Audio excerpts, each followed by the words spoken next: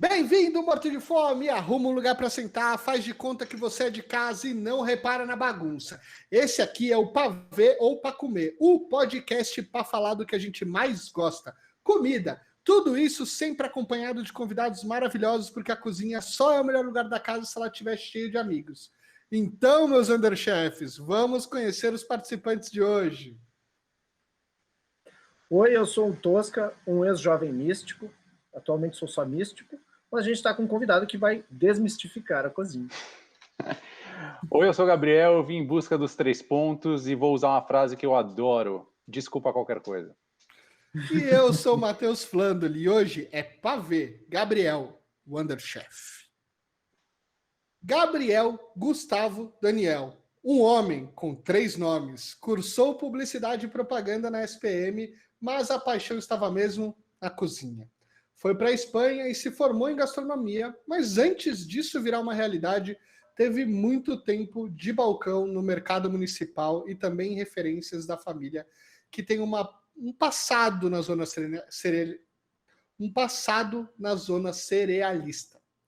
De todas essas referências vividas e com o seu talento, hoje Gabriel é apresentador do Underchef, canal que existe há quase 5 anos, levando conhecimento e técnicas aprendidas para uma audiência em casa e além de ser o responsável de produtos da BR Spices, a empresa que leva temperos e hoje está presente em milhares de pontos de venda pelo Brasil. Gabriel, a audiência chamou e você atendeu. Muito obrigado por participar do programa, cara.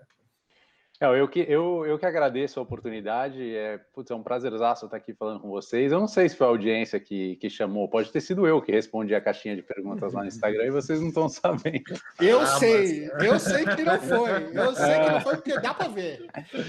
Mas pode ter sido seu fake, mas você verdade. Não foi. Obrigado, é um prazerzaço estar aqui com vocês. Eu sabe que depois do convite eu mergulhei no Pra Ver ou Pra Comer, vi muitos episódios e aí virei mais fã ainda do trabalho e aí fica uma honra e um prazer maior ainda estar aqui falando com vocês hoje, porque realmente o trabalho é muito legal, os papos são muito bons, vi papos excelentes, alguns super marcantes. Achei a história do Bruno aqui do Cansei de Ser Chefe muito legal, baita história, né? Coisas que às vezes a gente nem imagina vendo, acompanhando pelo YouTube. Enfim, acho que é o papel do podcast também, né? Contar histórias e surpreender a gente. Acho que vocês fazem isso muito bem, então obrigado. E tô aqui para a gente trocar as figurinhas aí. Valeu. Ainda bem que gravou tudo, hein? Já vou. Esse elogio. Virou videocase e vai entrar no Media Kit. Alô, BR Spice patrocina nós. Mas olha só, eu acho que é muito, muito bacana. Eu também conheço o seu trabalho lá desde o começo. Eu que sou apaixonado também por conteúdo, vejo a dinâmica, é muito legal ver essa evolução toda e um prazer estar conversando com você hoje. Então, vamos lá, assim como a gente aprofundou a história do Bruno, do Mohamed, do Léo, chegou a sua vez e a gente vai aprofundar um pouco a sua. E aí, acho que é legal a gente começar um pouco sobre a sua trajetória de vida, passar por um contato que é muito próximo com a comida desde cedo, né? Conta pra gente qual que é a primeira lembrança que você tem na cozinha e que você sente assim que despertou seu interesse? Falou, putz, é isso que eu gosto de fazer. Então, é curioso isso, porque na verdade eu tenho uma história. A minha família trabalha com temperos e especiarias desde que eu nasci. Então, a gente já tinha uma empresa familiar de comércio, posso dizer no granel, comércio de revenda mesmo para feirantes, para açougue. Atacado, né? Isso, aquele atacado para o pequeno restaurante, para a padaria, para o açougue, para a peixaria, para o feirante que vende na Feira Livre aqueles temperinhos prontos e tudo mais. Então eu nasci nesse mundo, a empresa era na zona cerealista, existe até hoje, na verdade, né?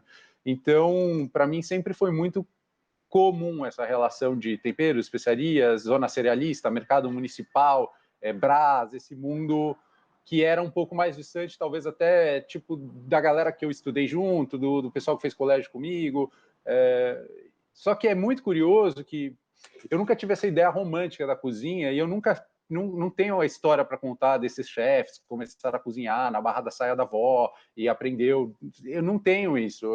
Na verdade, eu tinha esse lance familiar, essa conexão grande com sabores e com aromas e tudo mais, mas eu não tinha uma grande conexão com algum grande mentor, nem que fosse familiar, vó, mãe, pai, etc, etc. Só que eu sempre gostei de comer, isso sempre foi uma realidade, e o meu pai sempre gostou de cozinhar em eventos importantes, assim, não era o cara que cozinhava no dia a dia, tá? Os meus pais são separados, então nem tinha essa convivência diária com grandes dois, banquetes, né? E cozinha e tudo mais, mas tinha essas datas especiais. Meu pai gostava de cozinhar, meu pai é argentino, então chimichurri era uma coisa sempre comum em casa, aí comer em parrilla. Tinha várias coisas que eram comuns, que eu só fui perceber que não eram comuns para as outras pessoas depois que eu cresci, né? Que as pessoas não iam em parrillas argentinas comer carne, churrasco era o churrasco do espeto, da fatia fininha, da picanha, da churrascaria tradicional de todos os dias. Então, para mim, nunca foi muito esse lance, né? Sempre buscava em outro caminho. Eu comia chimichurri, usava bastante tempero em muita coisa. Meu pai cozinhava coisas assim, elaboradas, tipo cordeiro, umas coisas um pouco mais diferentes. Que não eram tão padrões assim da culinária brasileira, né? Que não eram tão que me deu uma saudade do peito, cara. O gaúcho aqui tá salivando, né? Como a minha amiga diz, o Uruguai do Norte, mas hoje dá para dizer a Argentina do Norte. É isso.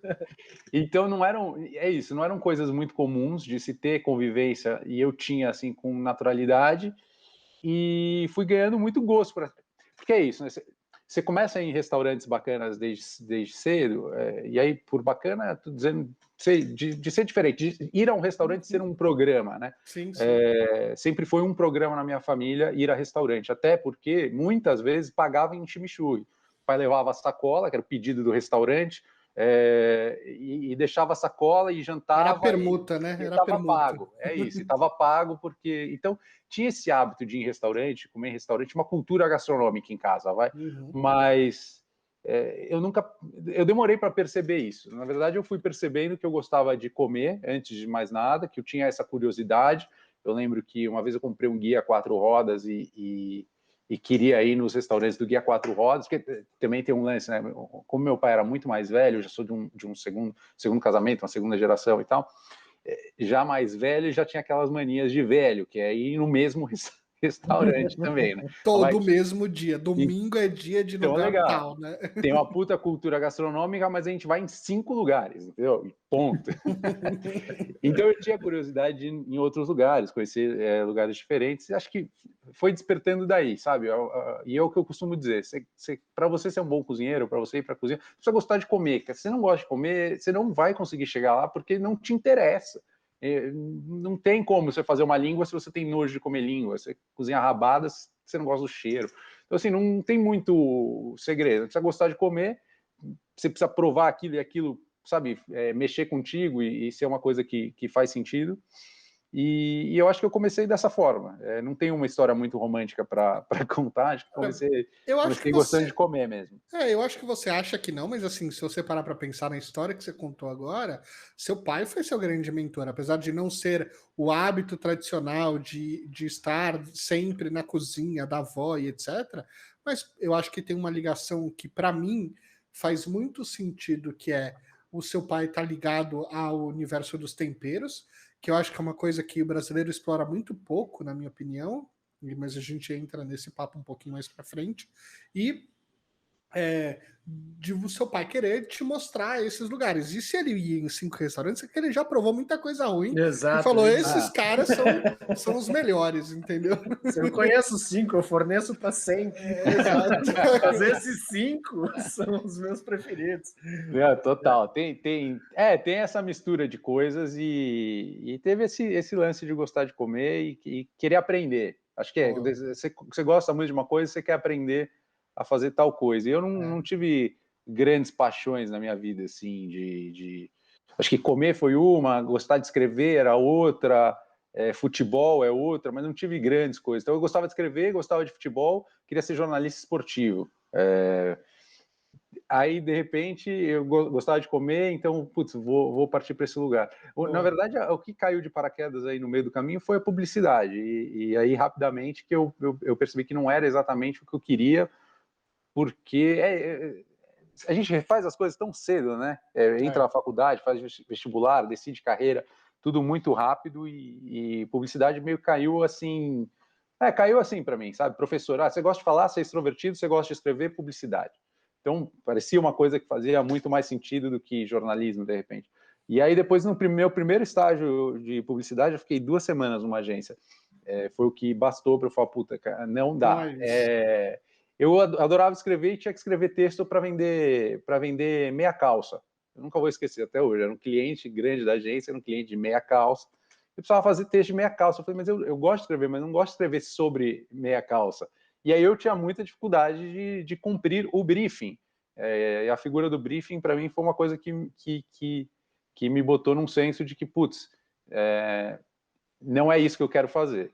E aí, o que eu quero fazer, então, virou uma nova indagação, e aí a gastronomia foi se apresentando aos poucos. Só que eu nunca tive culhões de largar a faculdade, né? Então, eu terminei a faculdade de publicidade e aí só depois eu mergulhei de vez em gastronomia, apesar de que, enquanto todos os meus amigos na faculdade estavam fazendo estágio em multinacional, eu estava fazendo estágio em açougue, peixaria e tudo mais. Eu já me permiti dar um primeiro passo na carreira, mas depois eu não tive coragem de largar tudo, então isso acabou acontecendo depois só. E você se formou quando na SPM? Eu me formei em 2009 para 2010. A gente é colega de faculdade, eu fiz SPM também, mas eu sou muito antes de você. Eu entrei em 2000 e saí em 2004. Olha, quase que eu sou teu bicho. Mas aí eu já estava à noite, já era outra pegada, já não tinha mais esquema. Mas eu vivi lá um tempão também. E, obviamente, eu li em algumas entrevistas, e você falou agora que esse não é um universo, porque eu acho que também é uma coisa que é muito difícil para quem quer criar conteúdo, né, e tem uma imaginação e quer ser um cronista ou mesmo um comentário esportivo e tudo mais. Você tem muito da sua criação indo para o texto, né? E a publicidade ela te obriga a usar a sua criatividade para o outro. E porque os outros querem que você escreva, não porque você quer escrever. E eu entendo hoje, por exemplo, essa dificuldade, que é eu vivo essa linha tênue entre a publicidade, que ainda é o trabalho que eu faço, e a criação de conteúdo, que é esse podcast aqui que a gente acaba falando sobre o que a gente gosta, que é comida. Conta um pouco como é que foi essa sua vida no processo de estágio que você estava comentando, ou seja, seus amigos nas multinacionais e você indo lá para o Mercadão. Você estava trabalhando no Porco Feliz? Onde que foi que você estagiou ali? Eu trabalhei numa peixaria, uma peixaria no Mercado Municipal, chamada Peixaria Renato Rabelo Batista, que era o peixeiro lá do lugar. Ele tinha 3 filhos, nenhum quis assumir, ele já era mais velho, depois ele acabou fechando. Acho que alguma das outras peixarias maiores comprou ele há uns 4 ou 5 anos atrás, assim.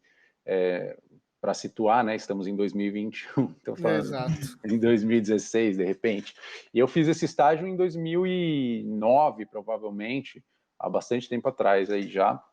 E foi uma oportunidade de estar perto ali eu já conhecia, já frequentava muito o mercado municipal. Várias bancas do mercado municipal são clientes da loja de temperos da minha família, então já tinha um certo trânsito lá dentro e não foi tão difícil assim arrumar alguém que abrisse as portas e falasse, não, pode vir aqui.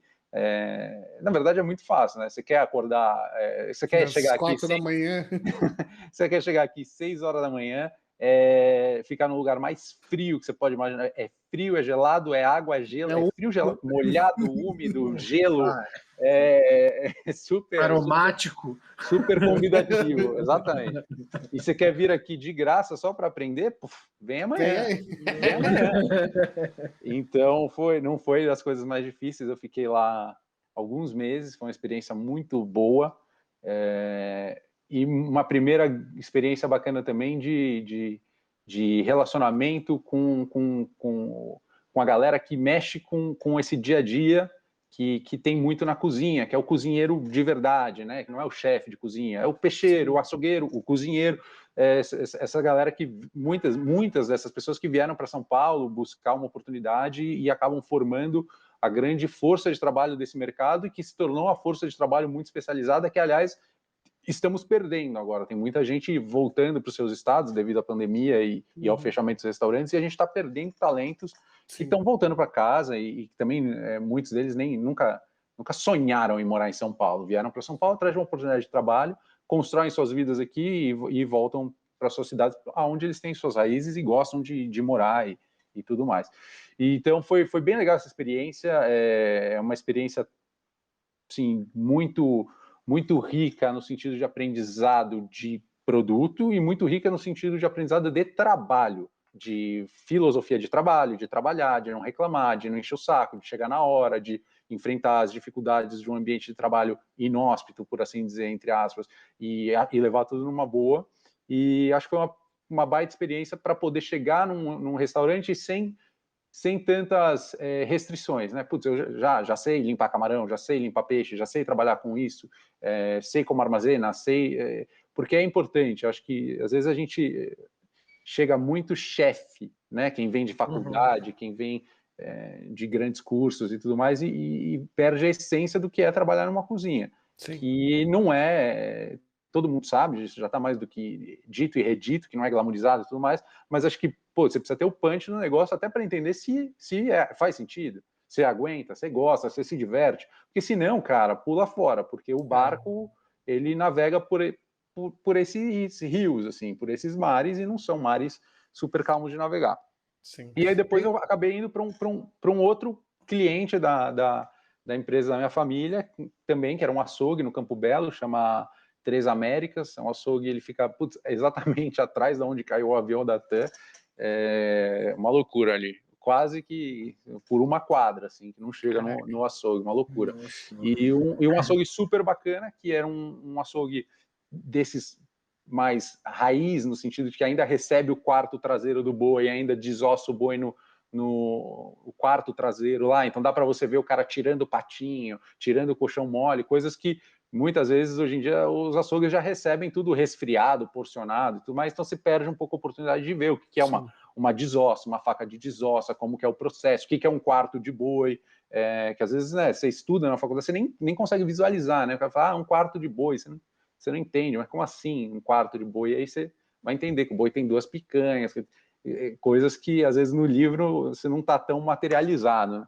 Então foi muito legal essa experiência, também fazia muitas coisas meio pré-temperadas, pré-assadas, ele tinha esse lado de rotisserie, de fazer um pré-preparo para a dona de casa, para ajudar, isso também é legal, porque você aprende a temperar, aprende a trabalhar, aprende a pré-assar, e começa a ter um pouco mais de recursos, e para mim foi muito bom, eu aprendi a afiar faca nesses lugares, aprendi a cumprir horário nesses lugares, aprendi a ter trânsito com a galera açougueira, cozinheira, da peixaria, nesses lugares, para mim foi muito bom. Claro que também tinha uma escola boa de Brás, de zona cerealista, e tal, que sempre te traz um pouco... Só vai adicionando, né? O pé, e te traz o pé para o chão, né? Você sabe de onde veio, né? Como é que a banda toca, o que é o mundo real, tal, que às vezes eu acho que se perde um pouco, né? Algumas profissões são tão glamourizadas, ou algumas coisas são tão técnicas e que às vezes você perde a noção do que é economia real, o que são as pessoas de verdade, o que compõe a força de trabalho, e aí eu vejo que muita gente tem dificuldade de transitar até com as pessoas, assim, não consegue, não entende como que funciona, então para mim foi uma super escola, e acabei me dando super bem e me preparou assim tecnicamente para poder começar na história de cozinha. Acho que tem uma coisa que é legal que você fala, porque assim, quando a gente olha e a gente conversa com algumas pessoas, né? Então, a gente vê, por exemplo, a Roberta Sudbrack falando aqui pra gente que a gente precisa conversar mais com as batatas, e você tem chefes que estão olhando mais para a produção e para o produtor. O fato de você ter sido fornecedor do cozinheiro, né, fornecedor desses estabelecimentos, te dá meio que um pouco dessa ponte com o fornecedor e esse olhar para o ingrediente, para o alimento, que é uma coisa que você fala nas suas entrevistas em alguns vídeos do canal, ou seja, você consegue fazer uma comida ruim com ingrediente bom, mas você não consegue fazer uma comida boa com ingrediente ruim.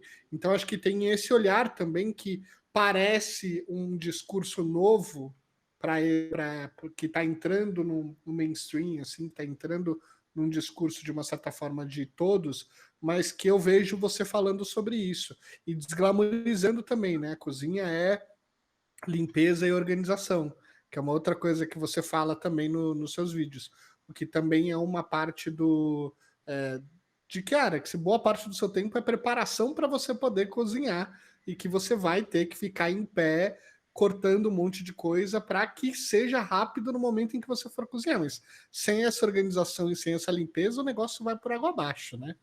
E tem um lance, limpeza e organização para mim são mantras e que me ajudaram depois até na parte industrial, fabril e nesse desenvolvimento da própria BR Spices, mas tem um lance que é assim, todo mundo pode cozinhar bem, sabe, a sua avó, o meu pai, sei lá, qualquer um, melhor amigo, o médico que gosta de cozinhar, todo mundo pode cozinhar bem, fazer comida gostosa.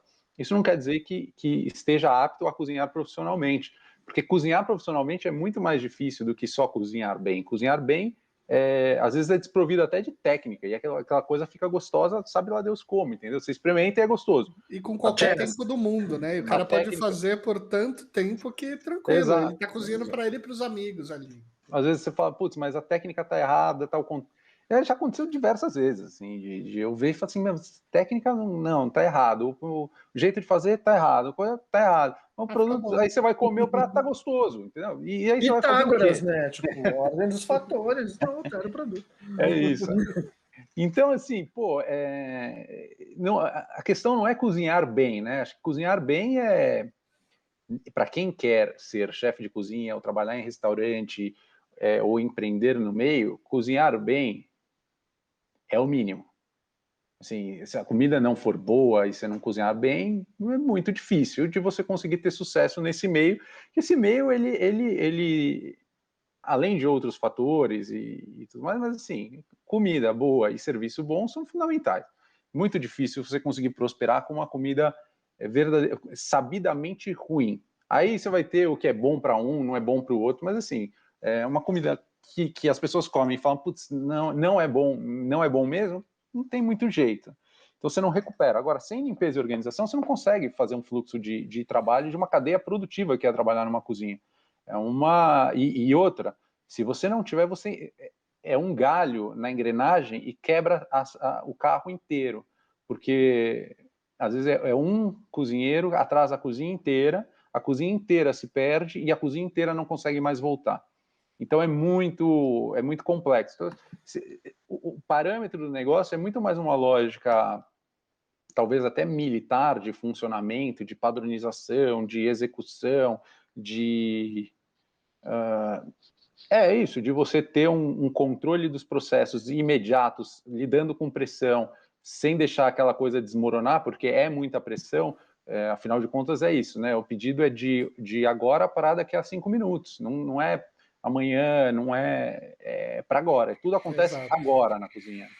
Então é preciso ter essa disciplina e eu acho que é importante ter essa disciplina em qualquer tipo de trabalho que você vai ter depois. O que eu acho que também a cozinha desenvolve é um super valor de quem trabalhou em cozinha conseguir ter essa disciplina, esse senso de urgência, coisa que todo mundo fala hoje em dia em qualquer organização.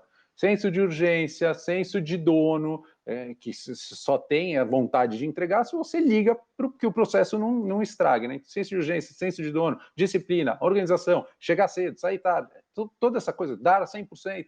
Não é diferente de nenhum outro emprego, né? Toda essa coisa que todo RH hoje busca e que todas as empresas hoje buscam, na cozinha é mandatório, não dá para render se não for dessa forma.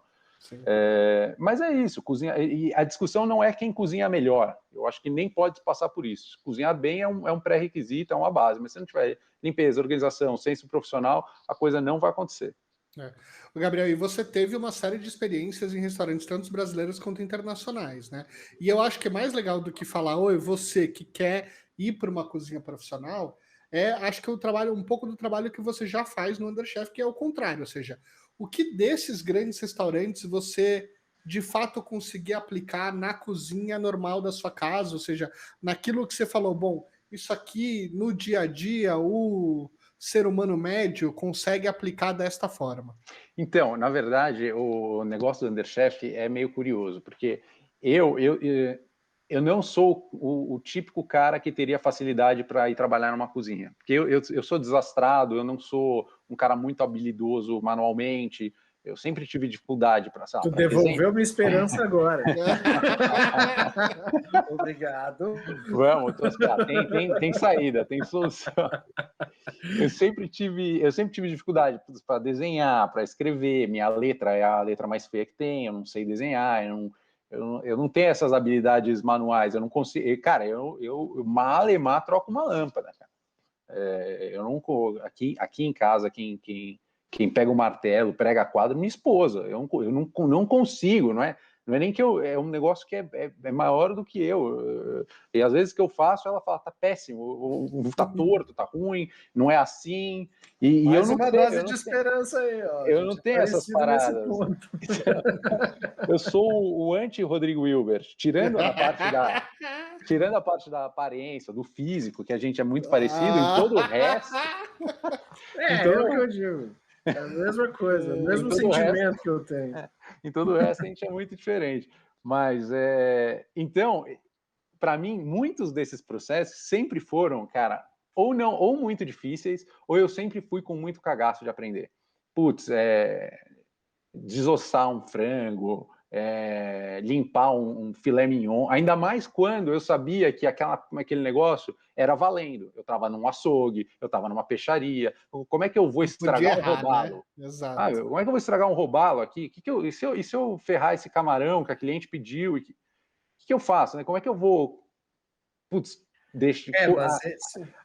como é que fala? Talhar um nervo de um filé mignon que a cliente acabou de pedir e eu vou fazer que eu vou falar para o dono do açougue? Então, para mim, sempre tive medo desse negócio, porque eu nunca fui bom nesses processos manuais e tudo mais.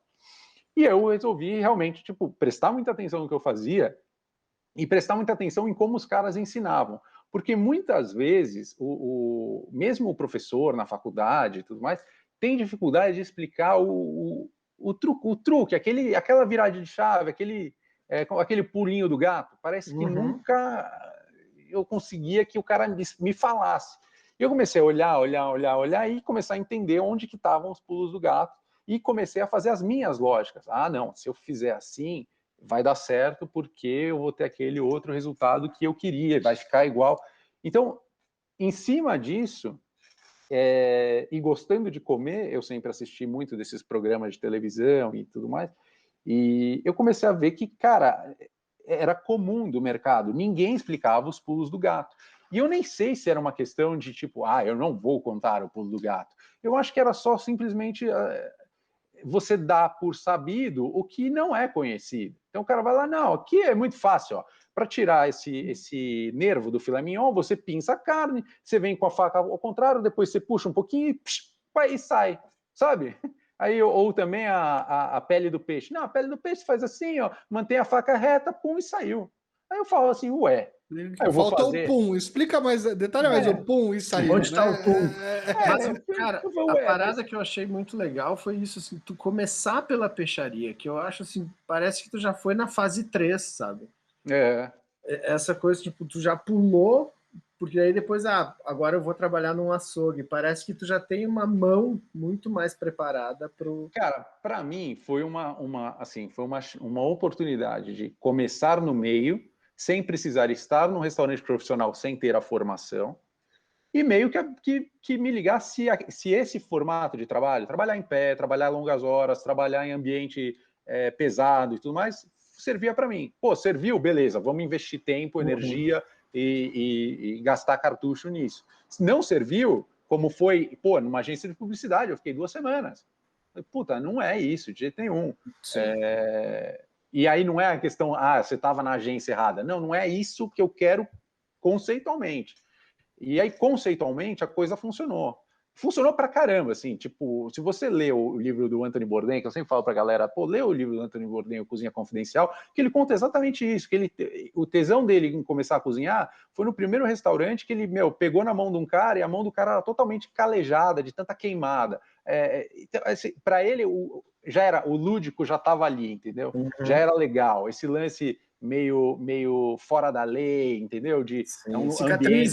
Um ambiente meio diferente, um ambiente onde informal o outlaw é bem aceito, né? Essa coisa do fora da lei tá em casa, que nem é meu perfil, mas era um ambiente que eu falava, pô, que legal aqui, entendeu? Cada um pode ser cada um, é um ambiente totalmente diferente e que eu gostei bastante. Então, para mim, assim, clica ou não clica. Então, se é possível, eu nem sei como que está hoje em dia, questão de estágio, de faculdade, tudo mais, que mudou muito depois da lei do estágio, um monte de coisa que aconteceu depois já de toda essa história que eu estou falando, que isso é 2009, 2010.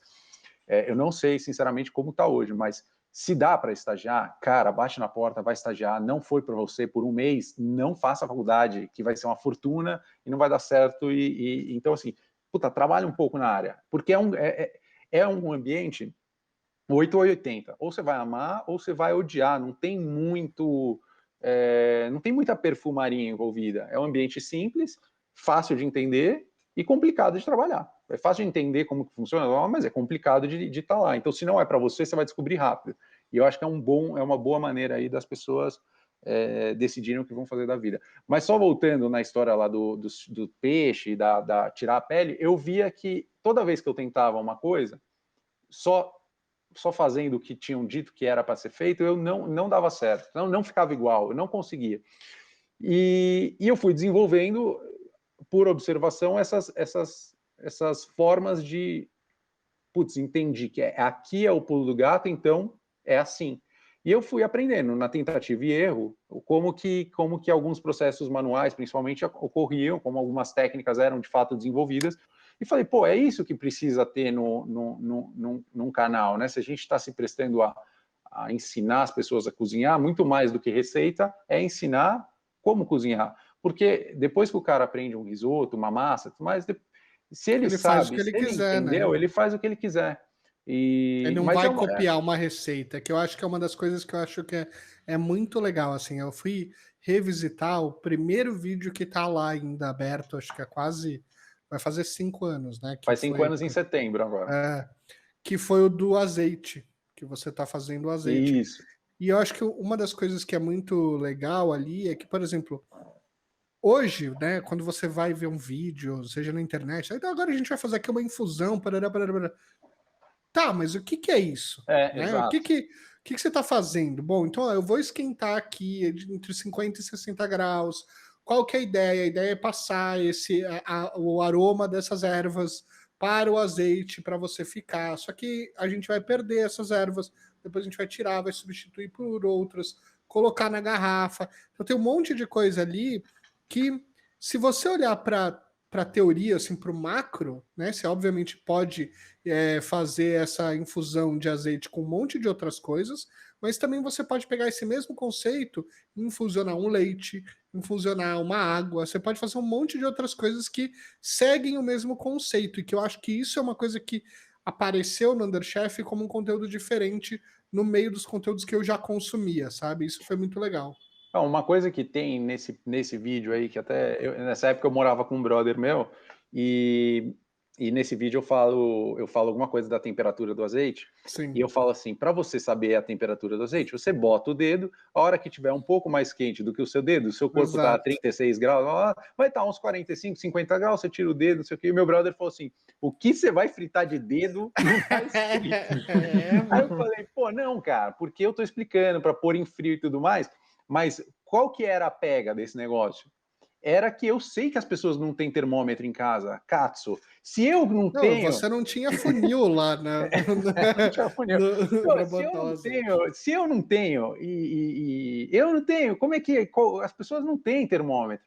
E por aí eu fui indo nessas coisas. É isso, em várias coisas e técnicas e coisas e afins que eu tenho certeza que em muitos momentos dava-se por sabido, eu falei, não, mas não é sabido, gente, porque eu já tentei aprender, sabe? Eu já andei nesse caminho e eu sei que não é sabido. Você fala em fusionar, a pessoa não sabe o que é. Você fala confitar, ela não sabe o que é e não tem que saber, porque são processos técnicos.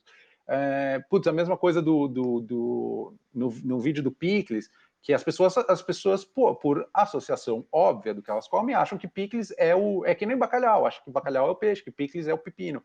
E aí você fala, não, é um processo, dá para fazer picles de qualquer coisa e tal. E aí, de repente, as pessoas, nossa, eu nunca tinha pensado nisso.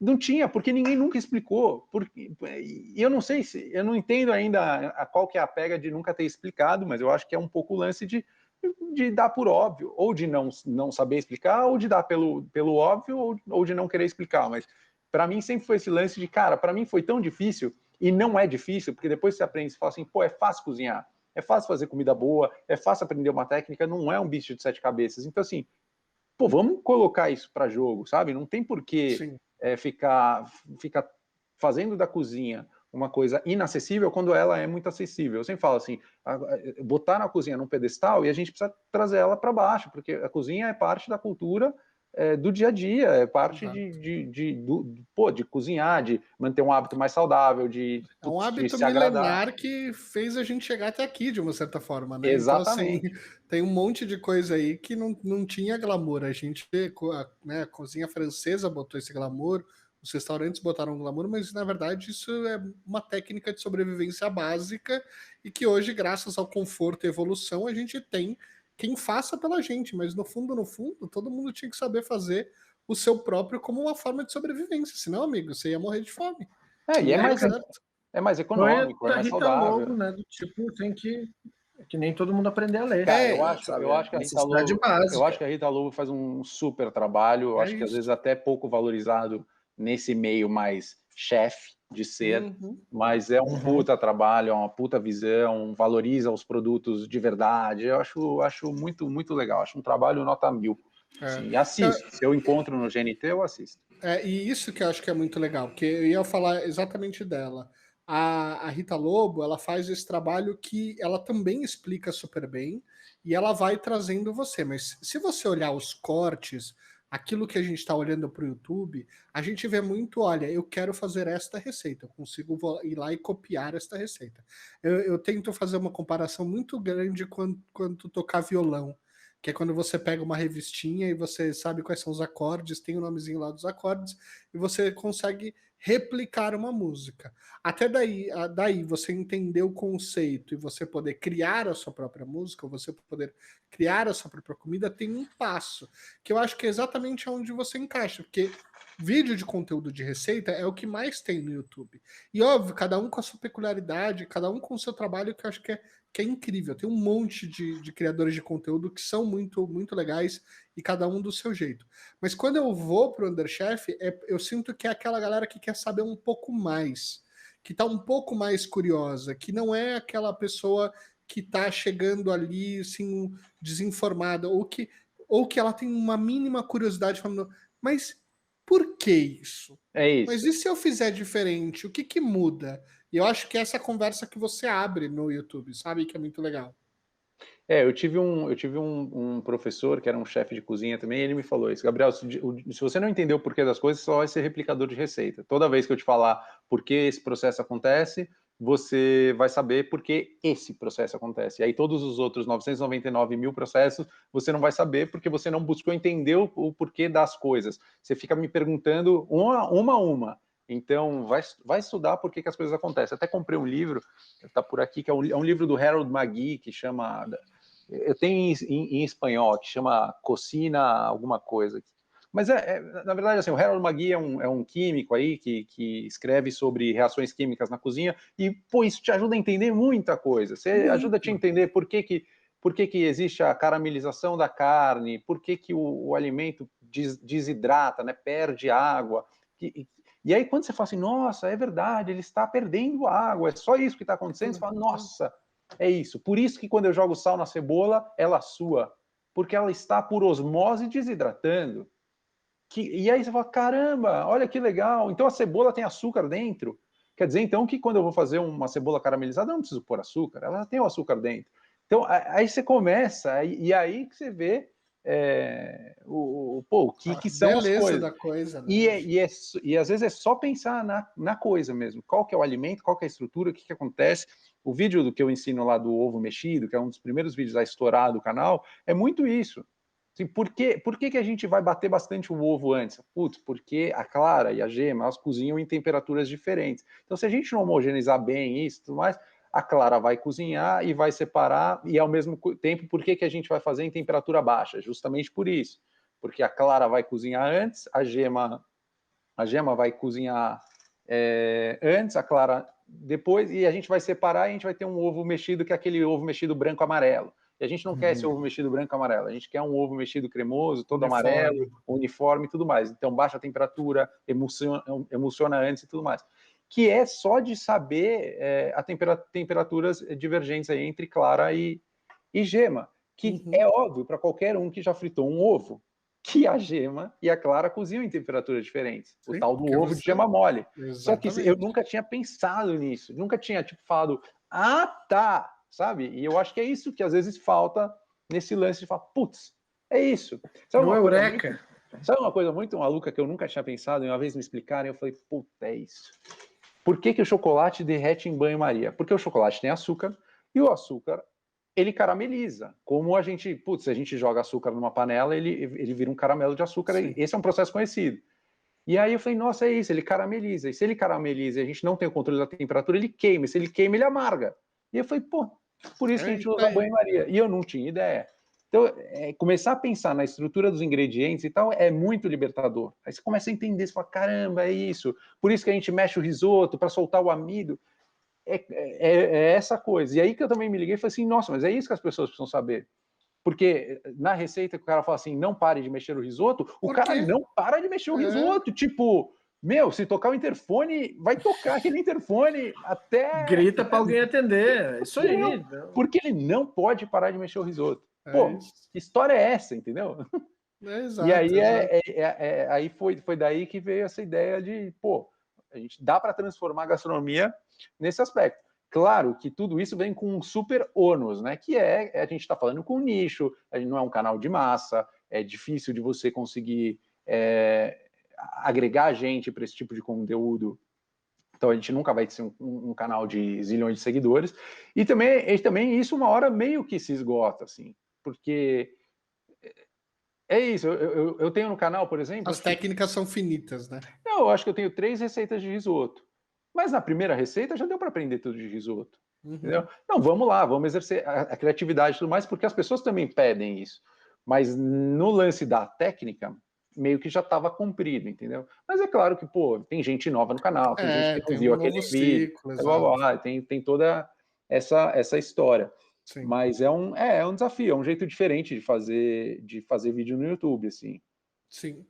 Agora, dando um passo atrás, antes de a gente chegar em Underchef, assim como milhares de empreendedores, você também foi criando a sua empresa paralelamente ao seu trabalho regular, né? Conta como é que a BR Spice surgiu. Isso foi uma forma de dar um passo além do trabalho que você fazia na zona cerealista, quer dizer, o seu pai fazia ali na zona cerealista. Como é que surgiu a ideia da BR Spice? Putz, na verdade a história é longa, assim, mas eu vou tentar contar porque ela desemboca num negócio que faz sentido. Mas meu pai era aquele cara que sempre quis que os filhos empreendessem, não fossem trabalhar para os outros. Ele falava assim, não desperdice os seus melhores anos trabalhando para os outros, mas ao mesmo tempo ele também queria que todo mundo no final do dia trabalhasse para ele, entendeu? Então era um lance um pouco legal. Veja bem, né? Não, legal, não vá trabalhar para os outros, vá empreender desde que seja aqui dentro da minha empresa. Então você fala, pô, liberdade naquelas, né? E eu lembro que em 2008, eu ainda estava na SPM ainda no período de... Bom, para quem não sabe, a SPM ela tem 2 períodos, né? A faculdade de publicidade, ela tem um período matinal, você estuda de manhã e... Os 2 primeiros anos é de manhã e os 2 últimos são à noite. Isso, e aí à noite que a galera o pessoal estagia, faz estágio, trabalha de manhã e vai para a faculdade à noite. Eu ainda estava na SPM de manhã, acho que 2008 ou 2007, foi isso. E eu ia à tarde para a empresa do meu pai, meu irmão também estava trabalhando lá na empresa do meu pai, meu irmão um pouco mais velho do que eu, e a gente começou a criar alguns processinhos novos ali dentro da empresa para movimentar, né? Pô, moleque de faculdade, indo trabalhar na empresa do pai às 2 horas da tarde, o que eu posso fazer aqui? E a gente começou a criar algumas coisas. Uma das coisas que a gente criou, que não existia na época, foi um site. A empresa não tinha site, então vivia muito do varejo, do comércio mesmo, né? De quem passava ali, eu ligava para tirar pedido. Pedido era tirado no bloco de carbono, aquela coisa, nota fiscal de máquina de escrever, aquela coisa. E a gente começou a criar essas coisinhas e deu super certo. Fizemos um site, fizemos um Google Ads, que ninguém fazia na época. Imagina, lojinha de tempero nas horas cerealistas fazendo Google Ads. E começou a vir gente, assim, meio que do Brasil inteiro. Eu compro e boto num frasquinho e revendo. Eu tenho um empório de frutos secos e temperos a granel em Fortaleza. Umas coisas que a gente, abriu o mundo pra gente, né? E abriram várias oportunidades e tudo mais. E na época o meu pai falou assim, olha, vocês podem fazer o que vocês quiserem, mas eu não vou tocar. Então, eu não sei tocar, não sei mexer em nada disso e tudo mais. E meu irmão ficou. Desde então, meu irmão ficou. Meu pai teve uns problemas de saúde, depois se afastou da empresa, acabou se aposentando meio que logo na sequência, assim. Quando eu fui estudar gastronomia e tudo mais, já era tudo, meu irmão já estava tocando a empresa da família já há muitos anos que meu irmão toca a empresa sozinho, com a minha mãe, na verdade, já desde 2009. Então, teve esse primeiro momento de abrir uma nova porta da empresa, ver que existe um novo mundo, que não era o comércio só da zona cerealista, que tinha gente comprando tempero para botar num frasquinho e revender. Então, isso começou a mexer. Mas aí eu fui, estudei gastronomia, trabalhei em restaurante, voltei para o Brasil e fui trabalhar com um chefe chamado Rafael Despirite, que ele estava começando a empreender com o Fechado para Jantar, e ele precisava de alguém que ajudasse ele na cozinha, ajudasse ele a montar propostas. E aí, para mim, era SPM, era marketing com gastronomia. Eu podia ajudar ele a montar as propostas de patrocínio para os eventos, essas coisas, e apresentar isso para as empresas, e eu também podia ajudar a montar menu, montar cardápio, executar, montar equipe, fazer os eventos que eram super complicados de fazer, porque a gente fazia eventos gastronômicos em lugares que não eram restaurantes. Então, estrutura zero. Era cozinhar em cooktop. Aliás, o canal começou cozinhando em fogareiro de camping, porque eu já cozinhava em fogareiro de camping há muito tempo por conta do Fechado para Jantar, que não tinha estrutura de cozinha nenhuma. A gente fazia evento, menu degustação para 60 pessoas com 6, 7 etapas, cara, com um palito de dente e uma caixinha de fósforo, basicamente, que era tudo preparo e ir para lá para aquecer e fazer o negócio acontecer. E tocar o pau, porque realmente eram lugares que não tinham estrutura para... E isso era o legal do evento. Era, sei lá, no Teatro Oficina e tá rolando um jantar na sala de baixo, entendeu? Você ir a gente fez um evento no Morro do Vidigal, num hotel que ia inaugurar, né? Depois virou lá um hostel que chama Mirante do Arvrão. Nem existia o Mirante do Arvrão ainda. Era tipo uma construção, uma obra. E a gente fez lá na obra, em cima do Vidigal. Fizemos numa estação de trem abandonada em Goiânia. Então, umas coisas que não existia na época. E foi super legal. Baita experiência de empreender, baita experiência de aprender, de viajar, de conhecer gente, de sentar com um monte de marca. Fizemos projetos para grandes marcas mesmo. Um dos projetos que a gente fez foi para a Blue Label, uma super marca da Diageo. E nisso eu comecei a ver, cara, como... Na verdade, esse projeto da Blue Label, para mim, abriu bastante os olhos, assim, porque a gente foi fazer um evento que chamava Blue Sessions. A gente construía um evento em cima de Blue Label e ia fazer 6 jantares em cima do que a gente tinha definido de conceito para a marca Blue Label. E então, desenho de cenografia, desenho de menu, vídeo que passava um puta vídeo, as pessoas colocavam fone, a degustação com fone de ouvido que tinha os barulhos da Escócia, e era toda uma brisa. Mas o que me marcou era assim, o poder de uma marca. Então a gente foi na Diageo, a gente subiu lá no último andar do escritório deles, um puta bar, vem um cara, explica como que degusta o produto, e tem um mundo encantado das grandes marcas, né? E eu falei, pô, sabe, trazendo isso um pouco para a minha realidade do Brás, da zona cerealista, a Rua Santa Rosa e tal, a gente vende tempero a granel para um monte de gente. Algumas dessas pessoas botam num frasquinho e tal, fazem uma marca e botam no supermercado. pô, se existe assim uma possibilidade tão forte de construir uma marca que seja tão grande, que tanta gente viva e construa a história dessa marca, por que não, né? Que no final das contas, o uísque é uísque e tal, e alguém foi lá e construiu um negócio que é uma história, é um encanto, é muito mais do que uma marca de uísque, é Blue Label. Então, assim, e pensando nisso, por que não, né? Uma coisa que fosse muito mais do que tempero, fosse uma marca de temperos que conectasse com as pessoas, que tivesse uma história por trás e tudo mais. E já tinha gente vendendo tempero em frasco, então, assim, de alguma coisa há de servir. E óbvio também, né, que a gente ia no supermercado, olhava os preços do que estava no supermercado, olhava quanto a gente vendia na zona cerealista e falava, putz, isso aqui é uma mina de ouro. Tem margem, tem margem. Mal sabia a gente o que era o mundo do varejo. Mas tudo bem, até aí tudo bem.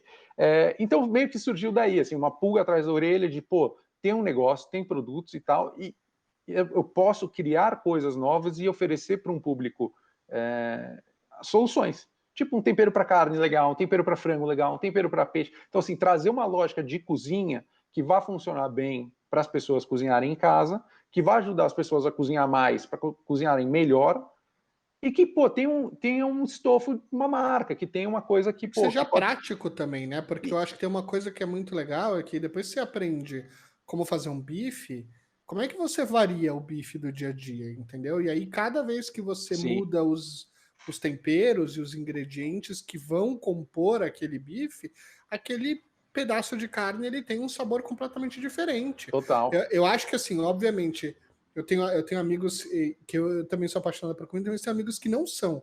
E aí aí você fala, não, porque a fraldinha tem um gosto, o patinho tem outro, a picanha tem outro, etc. Ele fala, carne, né? Só que você fala, tá bom, mas se você pegar a mesma peça e você usar a mesma técnica e mudar o tempero, o negócio é outra escala, ele mexe com outras coisas na sua boca. Então, a chance de você não enjoar da sua comida é fundamental. E é só ali que eu falei, por isso que os europeus brigaram tanto para ir para as Índias pegar essas coisas, mano, porque o negócio é muito fundamental para nossa evolução e para nossa sobrevivência. Pensar no nome, né? Especiarias. É especial, né? Já vem desse radical aí.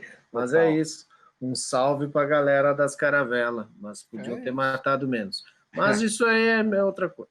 Você sabe que tem eu contei já no Instagram algumas vezes uma história muito boa. Vocês sabem que a ilha de Manhattan foi trocada por noz moscada, né?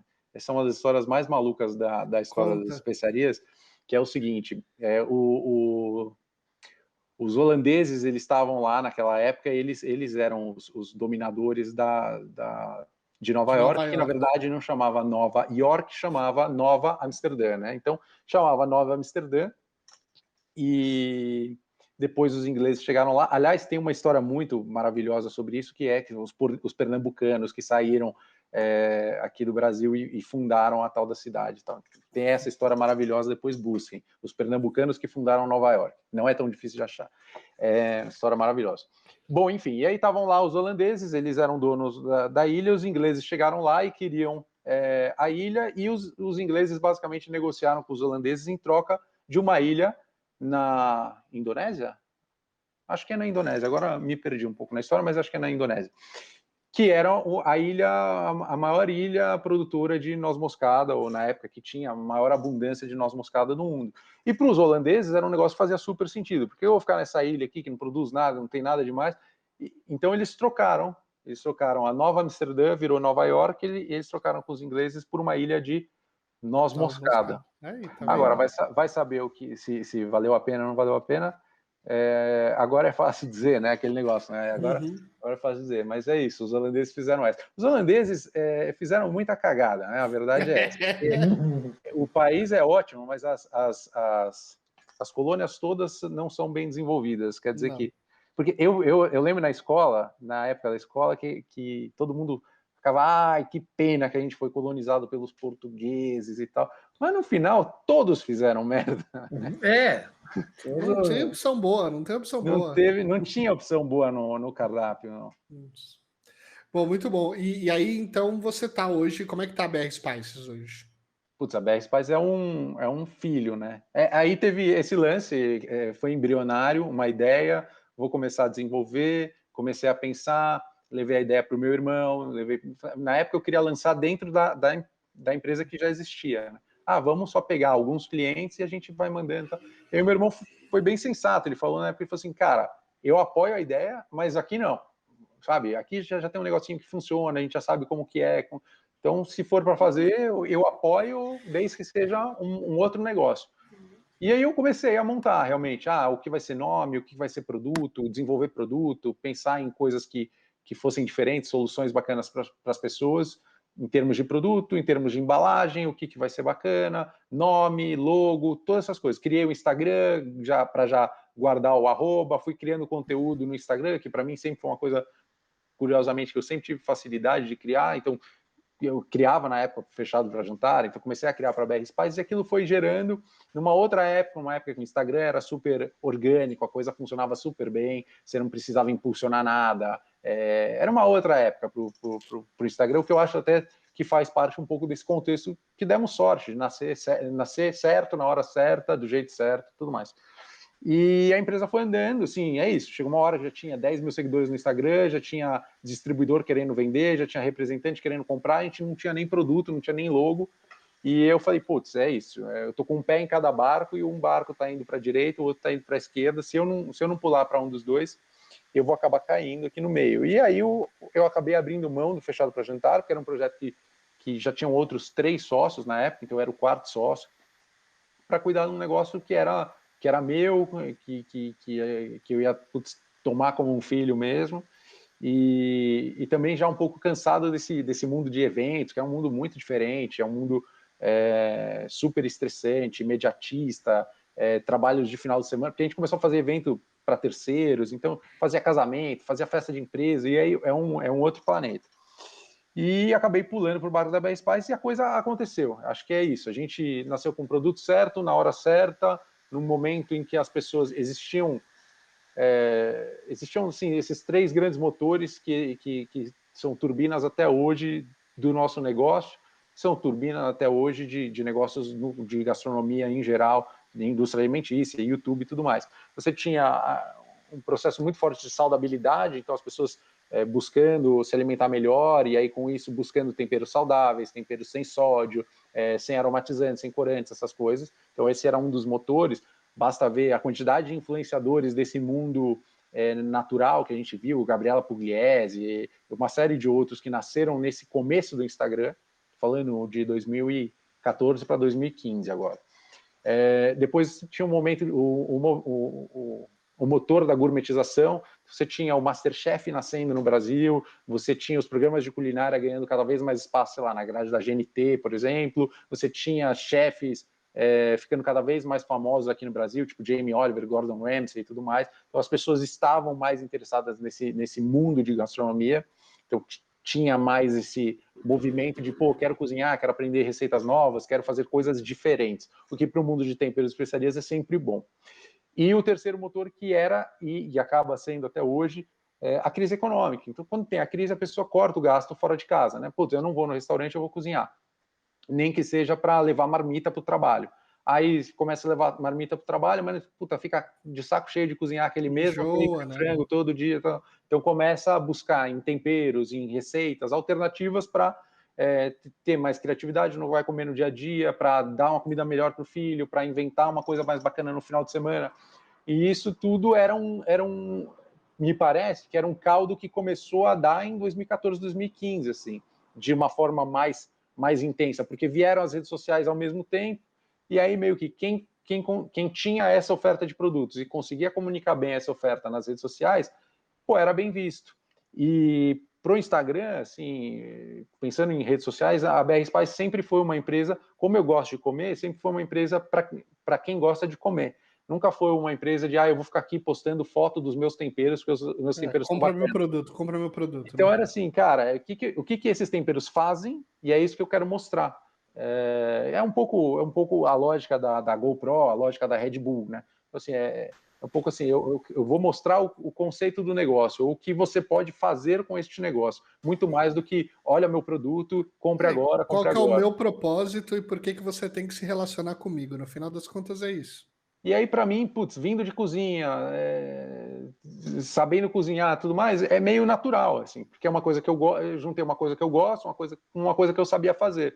E aí, com o celular na mão, tira foto, gera conteúdo e aí muito também uma vontade de querer fazer a coisa acontecer, né? A BR Spice, caiu nesse mundo do varejo, um mundo muito difícil, que eu não conhecia nada, e aí a gente foi atropelando na vontade de querer fazer a coisa acontecer. Era muito mais do que saber para onde a gente estava indo, era ter certeza de que aquilo tinha que dar certo. Assim, pô, como é que eu comecei um negócio e o negócio não vai ir para frente? Não, tem que dar certo. Ah, mas você não conhece nada. Beleza, mas vamos aí. Não pode ser tão difícil, sabe? E aí é igual a técnica de tirar a pele de peixe. Pô, mas deve ter um pulo do gato aqui, não pode ser tão difícil.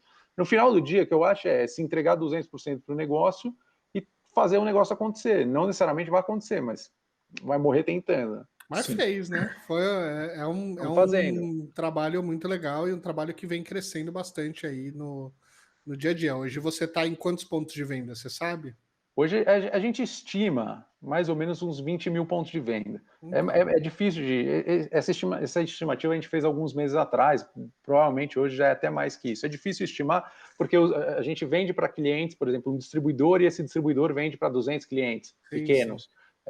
Também tem as redes de supermercado, que tem 100 lojas, 80 lojas, 60 lojas e tudo mais. Mas a gente estima mais ou menos 20 mil pontos de venda. Hoje a empresa é outra empresa, mas sempre existe quase aquela síndrome de impostor que você sempre acha que você vai acordar e que tudo vai dar errado. Sempre parece que é um castelo de cartas, entendeu? Que só falta alguém assoprar.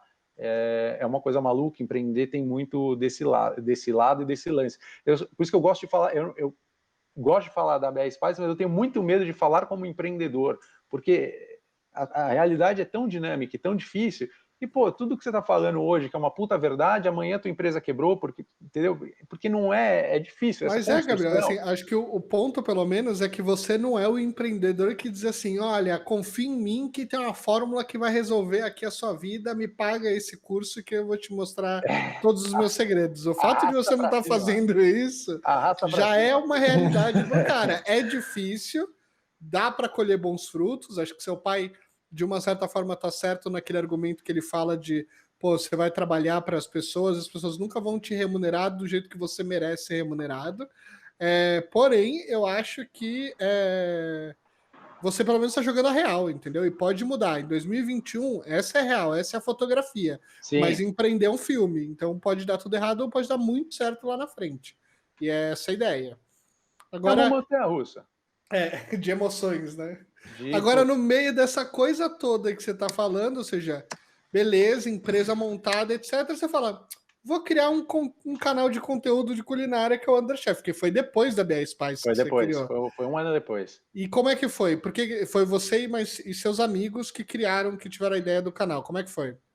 Cara, quando eu tava morando fora, estudando gastronomia, trabalhando em restaurante e tudo mais, foi na Espanha, depois eu fui para outros lugares, né? Fui para Lima, no Peru, fui para Nova York, e Espanha, foi isso. Muita gente me pedia dica de tudo, assim, sabe?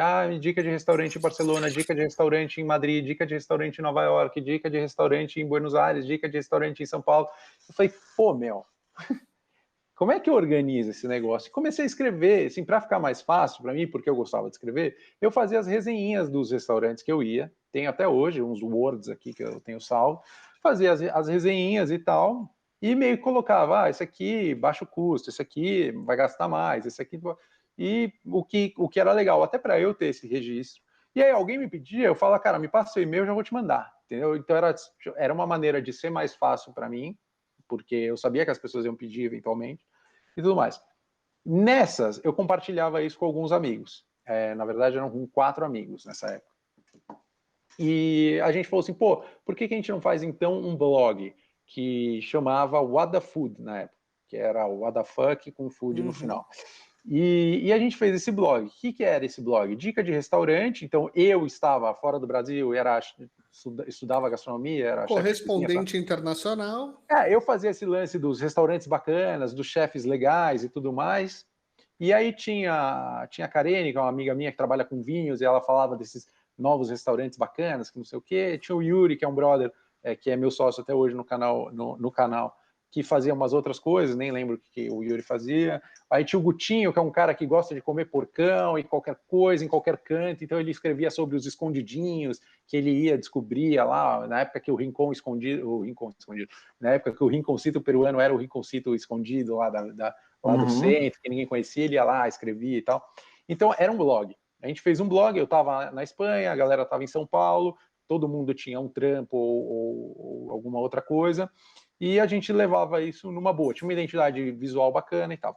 Teve umas férias que eu vim para o Brasil e a gente gravou uns vídeos. A gente gravou uns vídeos na casa da Karine, essa minha amiga, o Yuri, porque o Yuri ele estudou cinema, essas coisas em Buenos Aires, e trabalhava na Globo. Então ele sempre teve essa facilidade de entender mundo de sei lá, comunicação, fotografia, audiovisual, etc. E tal. E a gente falou, pô, vamos gravar uns vídeos pra gente subir no blog, não no YouTube, no blog. Fizemos vídeos, gravamos, subimos no blog, etc. E, cara, a coisa foi meio se arrastando até uma hora que a gente falou assim, pô, e aí, né? O que a gente faz com esse negócio? Porque, meu, dá um trampo, tem que escrever resenha, você gasta, tinha que subir com alguma frequência, então você ficava cobrando o brother, pô, e aí o texto e tal. Aí a gente chegou num consenso de que, ao ser paralelo para todo mundo, não era fundamental para ninguém. A gente falou, quer saber, cara, descontinua esse blog aí. E a gente desencanou. Matamos o blog, sei lá, em 2013, por aí. E a coisa foi até que em 2016 o Yuri me procurou, ele estava na Globo ainda, e ele falou, cara, lembra o projeto da Food e tudo mais e tal. Um dos sites que a gente se inspirava na época do What the Food era o I Could Kill for a Dessert, que era um site também estava na mesma pegada da gente, assim, meio que no começo, essas paradas e tal, que era no final Paulo Cuenca e Dani Notti. E a gente parou e os caras viraram o que viraram, né? Não dá para saber se os grandes motivos, se a gente teria chegado lá, se não teria, provavelmente não, mas a verdade é, quem acreditou no modelo, continuou produzindo conteúdo com consistência, frequência e qualidade, chegou lá, de alguma forma chegou lá. Porque desbravou, né? Era mato alto e gente, pô, produzindo coisa boa. Também sinto que lá atrás o YouTube era parecido com essa história do Instagram que eu contei, mais orgânico, mais valorizando o bom conteúdo e etc. Nesse aspecto, o Yuri me chamou e falou assim, cara, meu, lembra daquela galera? Ó a galera onde tá, é um puta business e, meu, lá na Globo só se fala disso, só se fala de que a internet é a próxima fronteira, que produção de conteúdo digital. Então, era assim, ele via no business dele, todo mundo que é televisão, era televisão, todo mundo preocupado com esse tal de YouTube, com esse tal de produção de conteúdo na internet. Falei, cara, vamos fazer um negócio, sabe? Vamos, porque tem chance de sair dar certo. E a gente foi pensar em vários formatos. Eu já estava na BR Spice, já era difícil para mim, então já, putz, como que a gente vai fazer? Que frequência, que formato até? E a gente chegou nesse formato de apresentador depois de esgotar todos os outros formatos, porque eu tinha receio, até por ser dono de uma outra empresa, de botar minha cara à tapa. Porque de ter vindo do mundo de restaurantes e parecer que, sei lá, entendeu? Que eu queria dar uma de chefe, e dois, de ter uma empresa e ficar botando minha cara à tapa num projeto que não era um projeto da BR Spice. Mas, no final das contas, cara, depois a gente viu vídeo de 30 segundos, vídeo de 1 minuto, vídeo com locução em off em cima sei lá, só das mãos preparando.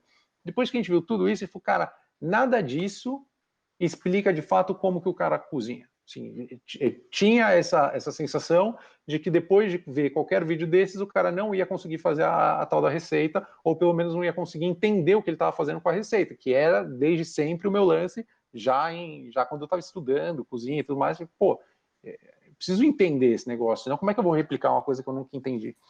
E aí a gente apostou no modelo apresentador e tudo mais, que era um modelo mais simples de gravar, até de certa forma, e que a gente achava que, putz, a gente ia conseguir trazer um diferencial, explicar os processos, explicar o porquê das coisas e tudo mais, e aí nasceu dessa forma, assim, nasceu como existe uma oportunidade, existe um mercado que pede por criador de conteúdo de qualidade, que é o mercado que vai crescer daqui em diante, isso olhando lá para trás em 2016, E a gente meio que sabe fazer esse negócio. A gente já fez no Oda Food, a gente já gravou, não é sabe, não era um bicho de 7 cabeças pra gente, sei lá, pegar uma... O famoso dá para fazer. Dá para fazer, isso, dá para fazer. Dá para fazer, não vai ser super complexo, a gente grava 2 receitas. A gente era isso, a gente, por muito tempo. 2 receitas toda segunda-feira. A frase que começa toda a criação de conteúdo, que é a mesma que eu e o Tosca fizemos, é dá para fazer. Dá para fazer, então vamos. E aí eu fui. E outra época também, cara. Hoje em dia, se fosse hoje em dia, exatamente, com a BR Espaço cumprindo 6 anos, eu não iria nem a pau. Então, eu ia te falar isso, que assim, 5 anos se passaram e criar conteúdo muda. Você falou do Instagram, né, porque era tudo mato, no YouTube, né, era que é tudo mato. Como é que é criar conteúdo de culinária no Brasil hoje? Como tem sido essa experiência para você? Muito difícil. Muito difícil, assim, por alguns fatores, mas eu acho assim que o fator mais duro para mim é o lance da métrica, de ter visualização, de ter frequência. O mais duro, na verdade, é assim, o Underchef, ele é um canal do YouTube. Ele não é um canal do Gabriel e nem um canal do Yuri. Ele é um canal do YouTube. O YouTube faz o que ele quiser com esse canal. E, cara, essa é totalmente a lógica, não é a lógica inversa do que é empreender. Quando você vai empreender, você constrói uma coisa para você, ou que é sua, que você domina as suas ações. Então você sabe para onde o barco está navegando. No YouTube, você não sabe para onde o vento está soprando. E aí toda hora claro, né? você tem que, entendeu? Subir a vela e ver para que banda que o vento está soprando. Que vento sopra. E o vento sopra ao Léo. Muitas vezes a gente não entende. Eu estava até ouvindo aqui, curioso, estava ouvindo a entrevista de vocês com o Léo Abreu. Ele fala, acho que é do começo de 2021, né? Sim. E ele fala, sei lá, do meio do ano passado, ou seja, do meio de 2020 para cá, que o negócio bombou. Eu tenho até curiosidade de perguntar para ele, mas você sabe por quê? Entendeu? Porque é uma coisa assim, pô, legal, do cacete, que bombou, porque o canal é bom, porque as receitas são boas e tal, mas sempre foi. E aí chega uma hora que do nada o negócio, e aí do nada o negócio abaixa também. Do mesmo jeito que sobe, o negócio abaixa. Para nós, já tivemos diversas ondas. Então, qual que é a dificuldade? É que deixa de ser um projeto em que a gente produz conteúdo original, autêntico, legítimo e autoral e passa a soprar a vela para onde diabos a vela está soprando, o vento está soprando. Você fala, cara, o que eu preciso fazer? Então vamos gravar um vídeo de muqueca? Mas, pô, se você for... Porque no final do dia, você vai ver isso em todos os canais. Todo mundo pega grandes bandeirões, grandes clássicos e solta. Só que, cara, a chance de eu gravar um vídeo que o Morrindi não gravou, que o Léo não gravou, que o Bruno não gravou, e que outros canais que são parecidos com... Tô falando desses porque esses são o que a galera normalmente relaciona o Underchef a. E que eu acho que tem a ver mesmo. Acho que é bem a mesma pegada e tudo mais. Você vai ver, todo mundo já gravou. Eu acho pobre pro público, entendeu? Assim, pô, grava aí um frango, sei lá, uma galinhada. Legal, gravo, super bacana. É a minha galinhada, não é a galinhada do Morrindi, nem do Léo, nem do Bruno. Mas, no final das contas, o que eu quero dizer com isso é que tá todo mundo tentando acertar o jackpot. Tá todo mundo tentando acertar... A receita que tá na busca da trends do momento. Que vai bombar e que vai dar aquele tiro de views. Então, no final das contas, eu acho que quem perde com isso é o público.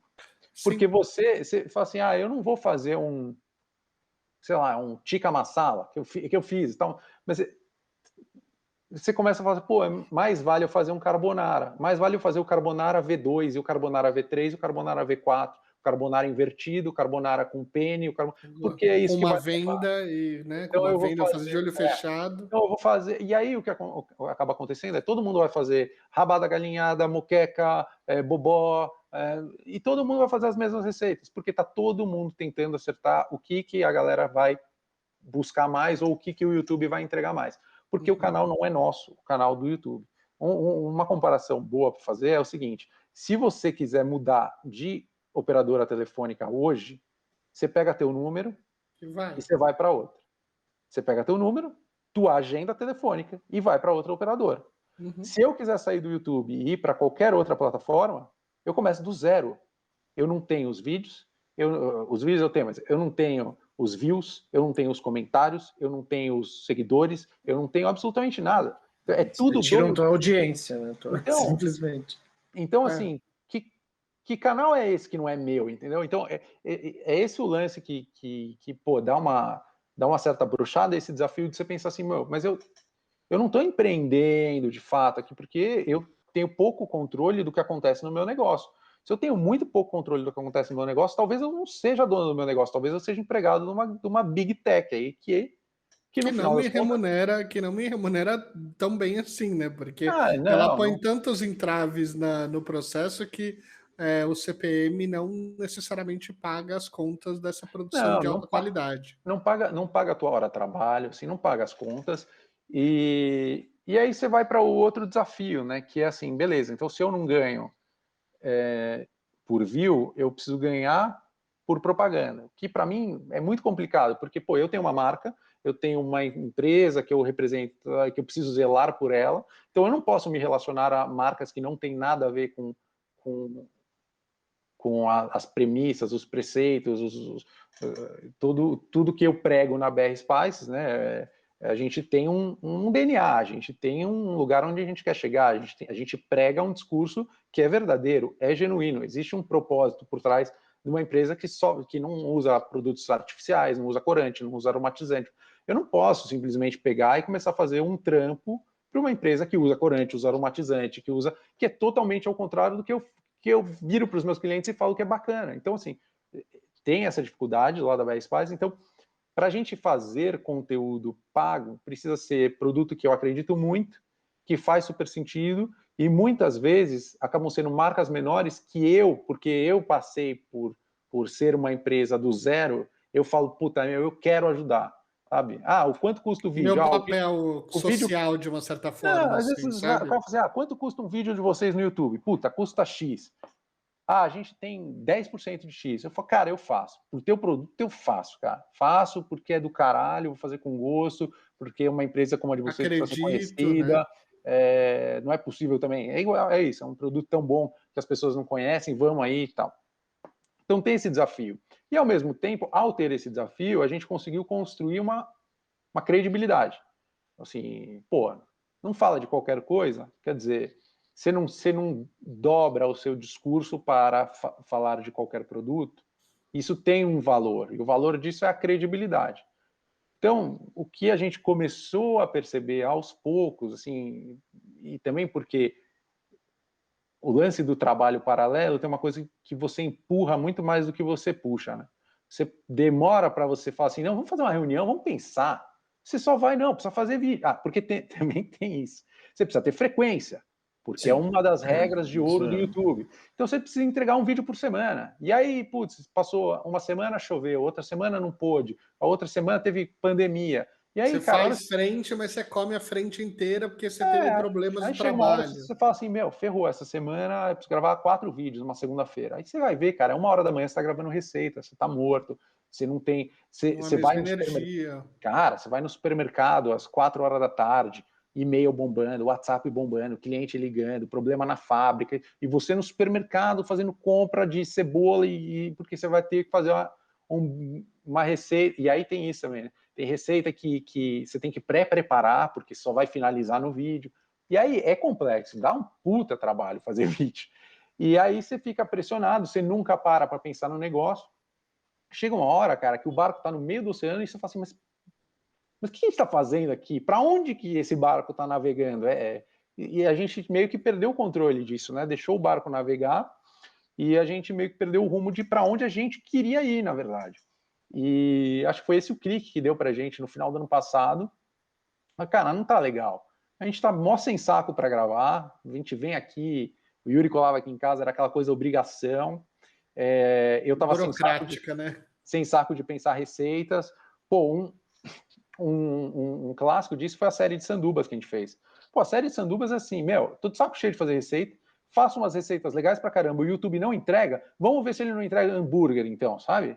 Tipo, uma coisa, então foda-se, então eu vou fazer hambúrguer e vou fazer sanduíche de frango frito, quero ver não entregar essa porra. Aí? E não entregou!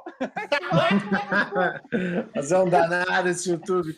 Mas você fala, pô, meu, vai tomar no cu. Você fala assim, pô, eu faço, sei lá, um crudo de peixe que eu comi num restaurante na Austrália. Ninguém assistiu? Pô, até entendo, mas que pena, né? Porque, pô, legal, tem a historinha do restaurante, do chefe. Uhum. Eu faço hambúrguer também, não entrega. Chega uma hora e você fala assim, meu, mas o que esse negócio vai entregar? E outra, o que eu tô fazendo aqui, entendeu?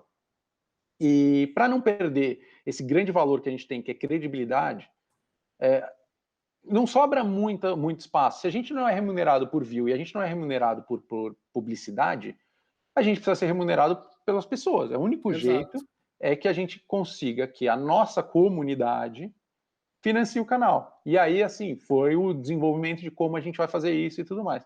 E aí, a primeira experiência que a gente fez foi fazer o curso do Underchef. Por quê? Porque mesmo com o YouTube sendo o nosso conteúdo super específico, técnico e tudo mais, existia um campo muito grande de gente que queria mais. Quero dica disso, eu quero aprender isso, eu quero ver esse... Putz, eu quero ver demi-glace. Cara, fazer uma demi-glace no canal do YouTube não dá. Eu não tinha nem panela para fazer demi-glace, entendeu? Eu não vou comprar uma panela e fazer um vídeo no YouTube. Um panelão de restaurante, tem que ir no açougue, comprar osso. É outro esquema, não é? Eu não vou no supermercado comprar osso de boi para fazer demi-glace.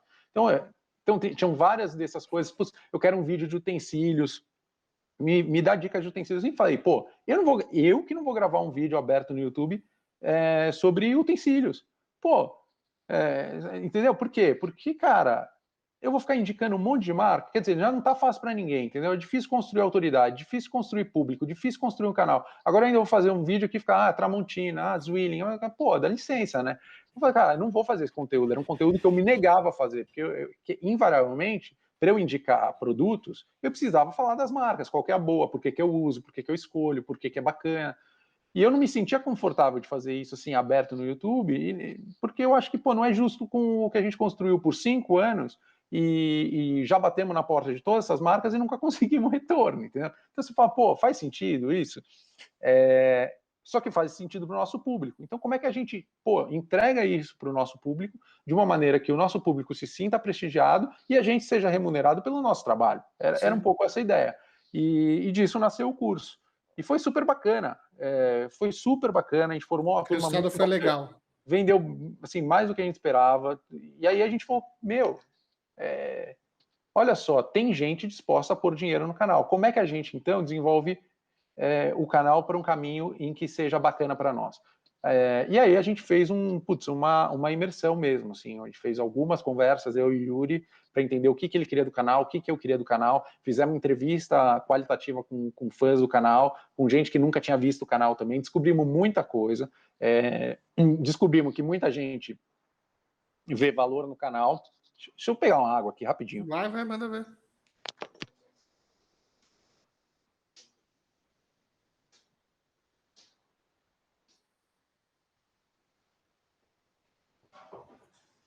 Dá oi pra Alice aí, que eu tô vendo ela bem passando aí, curiosinha nas costas.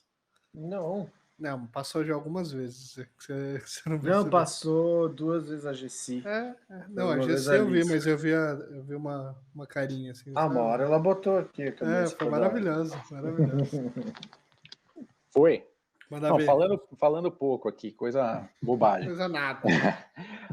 Aí, cara, foi isso. A gente fez essa imersão mesmo, esse olhar para dentro, e descobrimos muitas coisas. Descobrimos que estava chato gravar de segunda-feira, que a gente não aguentava mais essa nossa gravação, esse ritmo de gravação.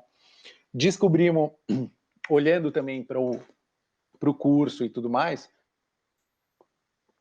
de que o YouTube não era a nossa melhor plataforma de conversão. A gente fala, pô...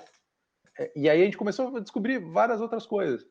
Pô, então a gente está gastando muito mais tempo numa plataforma que não é a que melhor performa para nós. E onde que performa, por curiosidade? Instagram.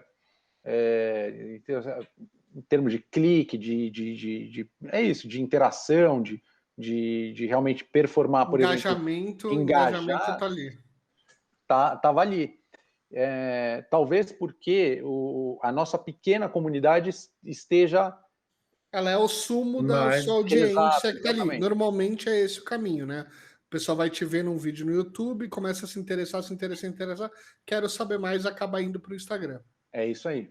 E aí a gente começou a entender várias outras coisas, e também olhando um pouco para fazer, fizemos algumas entrevistas e descobrimos que ao mesmo tempo que muita gente via muito valor naquilo que a gente fazia, tinham duas coisas muito curiosas que a gente não tinha se ligado.